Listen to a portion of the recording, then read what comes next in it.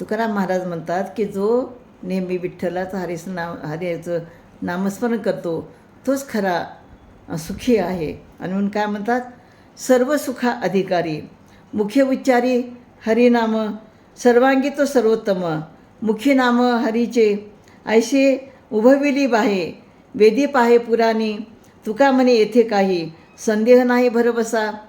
तर जो व्यक्ती मुखाने नेहमी हरिनामाचा उच्चार करणारा असतो तोच सर्व सुखाचा अधिकारी आहे, म्हणजे त्यालाच सुख मिळत असतं. ज्याच्या मुखामध्ये हरीचे नाम आहे तो सर्वांगाने सर्वोत्तम आहे, असे वेदाने आणि पुराणाने आपले दोन्ही बाहू वर करून सांगितले. म्हणजे वेदामध्ये आणि पुराणामध्ये सांगितलेलं आहे की तुम्ही नामस्मरण करा.